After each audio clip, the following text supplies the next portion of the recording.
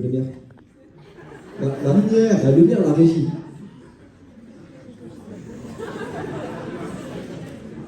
Merci. Merci. Tiens, une pizza. Ouais, ouvre. Tiens, pour la réaction. Merci. Ok, alors pour ceux qui n'ont pas vu, alors voilà. Voilà, on est drôle, hein. On est drôle. Incroyable. On est drôle. Et maintenant, pour continuer la comédie, on va continuer avec Bruno de la 4-3 et un invité célèbre du collège.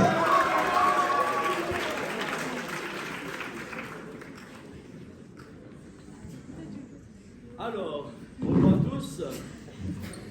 Nous allons procéder à l'appel. Mohamed, présent.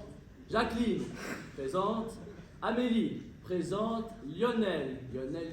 Oh, mais encore absent celui-là, il n'est jamais là, comme d'habitude. Bon, bref, on va pas l'attendre, hein, on va commencer le cours sans lui, de toute façon il n'est pas très utile. Nous allons reprendre le cours là où on en était resté. Nous avons parlé la dernière fois de la tension électrique et aujourd'hui nous allons aborder le chapitre de la conduction électrique à travers les différents métaux. Comme vous le savez très bien, l'électricité ne se diffuse pas de la même manière.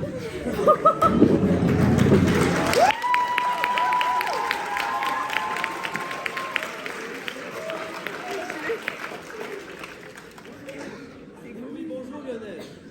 Alors comme ça, on n'est même pas capable d'arriver à l'heure. Qu'est-ce qui t'est arrivé cette fois-ci? Qu'est-ce que tu vas encore me sortir comme excuse? Est-ce que le réveil était en panne? Est-ce qu'il faut que je vienne te chercher par les cheveux? Non, ce matin c'est le raton laveur de ma correspondante qui est resté bloqué dans le lave-vaisselle. Alors, on a appelé un taxi et sur la route on s'est fait bloquer par des étudiants qui manifestaient pour avoir du riz pilaf tous les jours à la cantine. Avec ça, impossible d'arriver à l'heure. Impossible, vous dites. Bon, écoute, premièrement, qu'est-ce que foutait un raton laveur dans un lave-vaisselle? C'est lui-même qui lavait les assiettes, ou bien? Et puis,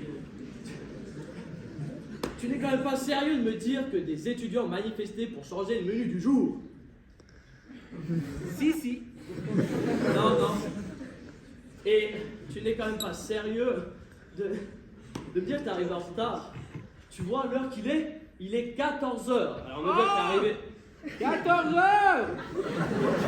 Un truc de fou, la dilatation du temps. Il avait raison, Einstein. Ah bon? Parce que toi tu connais Albert Einstein. Albert Einstein, évidemment. Oh. Albert Einstein est né en 1879 à Ulm, en Allemagne. Il est physicien théoricien. Il contribue largement au développement de la mécanique quantique et de la cosmologie et reçoit le prix Nobel de physique en 1921 pour son explication de l'effet photoélectrique. Mais encore. C'est bon, t'as fini ta science? C'est moi le prof ici, ok? C'est moi qui fais la loi. Et puis, wow, mais tu vas tout de suite m'enlever ces lunettes de pacotille. Et tu vas tout de suite me cracher le chewing-gum. On dirait un mélange de Gilbert Montagnier d'une vache. Monsieur, j'ai un certificat médical pour les lunettes. Ah, un certificat médical. Des lunettes. Voyons voir ça.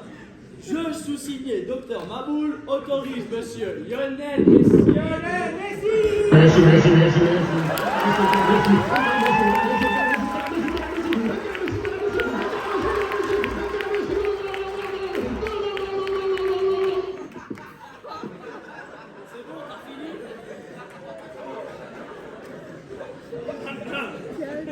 Autorise monsieur Lionel Messi à porter des lunettes de soleil au cours de physique afin qu'il ne soit pas ébloui par le cours magistral donné par le professeur. Alors comme ça, je suis éblouissant contrairement à ton cerveau. Comment dire? Et pour le chewing-gum, t'as aussi un certificat ou bien qui t'autorise à en avoir pour t'aider à mieux faire les exercices? Du coup, qui te sert à rien? Non, le chewing-gum, j'ai lu que ça stimulait l'intelligence. Oh! Ça stimule l'intelligence! Pas tellement chez toi. D'ailleurs, ça doit bien être le tout premier chewing-gum que tu mâches de toute ton existence, mon pauvre. Et d'ailleurs, en parlant de chewing-gum, tu vas me faire un petit plaisir pour demain. Tu vas me faire un travail approfondi de 1500 lignes sur les vertus du chewing-gum. Est-ce que c'est clair? Oui, 1500 lignes, facile. Bon, si tu le dis.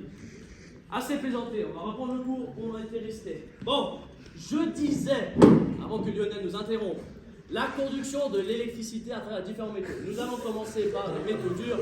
Lionel! Qu'est-ce que tu fais? Les bavardages ne sont pas permis. Mais qu'est-ce que c'est que ça, un téléphone? En classe, sur les genoux. Tu devrais être au courant qu'il est strictement interdit d'en avoir un, encore moins dans mon cours. Qu'est-ce que tu faisais avec, mon de bleu, hein? Tu communiquais avec ton raton laveur, tu voyais s'il allait bien? Non, je communiquais avec mon chat.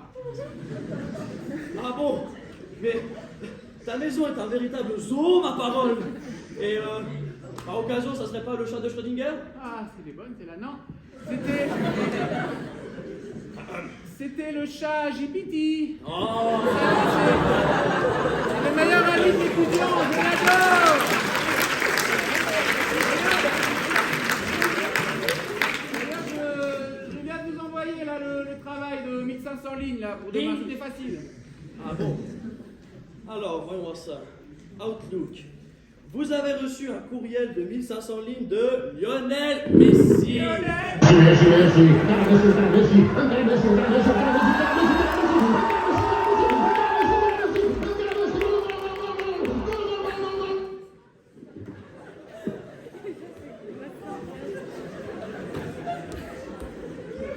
Bon, ça suffit.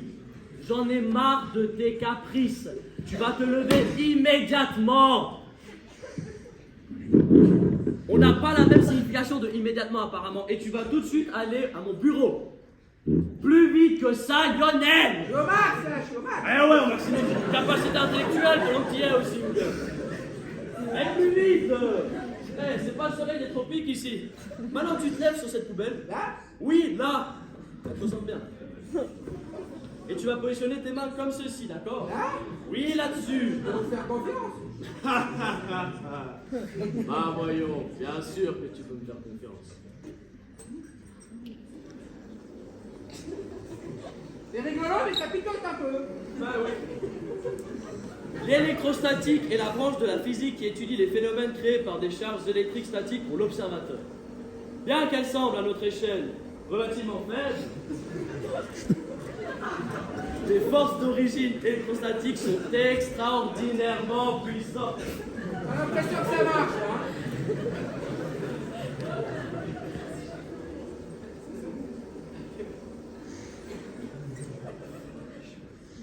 Bon, l'expérience n'a pas très bien fonctionné. Mettre une perruque et ça marche même pas. Ouais, bah, on n'a pas de cerveau, voilà, c'est plus difficile. Enfin bref, aujourd'hui, Lionel, il y avait pas mal de tensions entre nous. Ah oui. Hein, et beaucoup d'électricité dans l'air. Hein. Je te propose qu'on fasse la paix tout de même entre un prof et un élève. Qu'est-ce que t'en dis? Fais la paix.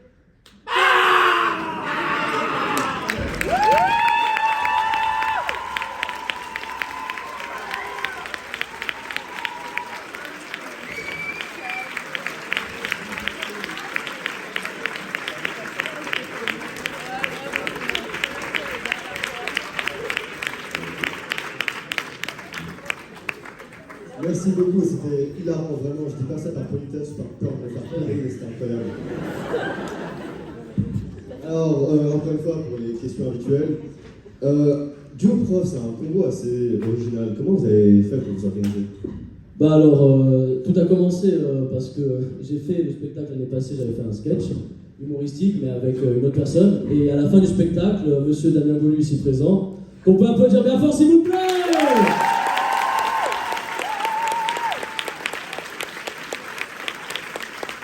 À la fin du spectacle, il est venu et tout, et il m'a félicité et tout, et puis il m'avait dit ouais, pourquoi pas une fois faire quelque chose avec moi, un truc humoristique.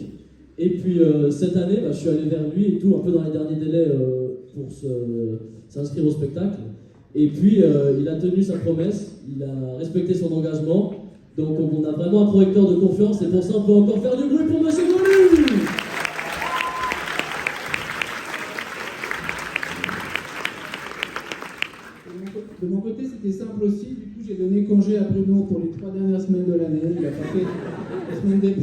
pu préparer ça tranquillement. Donc je suppose que ce qui a été présenté dans la pièce, pardon, c'est purement de la fiction, ça s'est jamais produit en classe quand même. Alors, c'est 100% de la fiction, et évidemment, il faut absolument que ça reste 100% de la fiction, y compris pour les années futures, à bon entendeur. Magnifique, merci beaucoup. Mais on a pu observer vos talents footballistiques, si je peux me permettre. Est-ce que je peux vous demander de nous faire encore quelques échanges pour qu'on puisse un peu admirer tout ça? Bon, si vous voulez.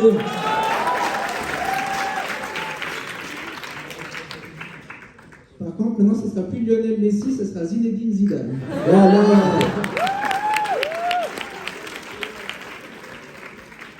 On fait quoi alors, comment? Je sais pas, 3 passes.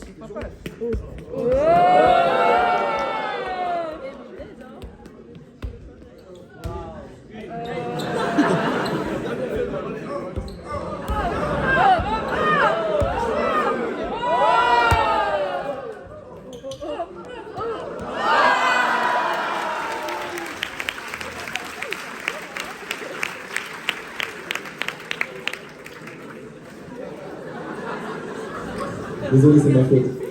Je veux des présentateurs, donc. Oui, c'est ça. Donc là-dessus, comment ça le flop? Donc voilà. Donc voilà, merci beaucoup à vous deux ici, c'était vraiment excellent. Est-ce que vous avez une dernière parole à dire, quelque chose? Ouais, moi j'en ai une.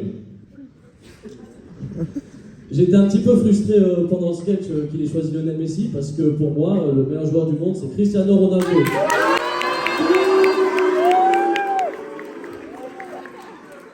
De mon côté, il manquait un petit peu de musculature pour faire Cristiano Ronaldo.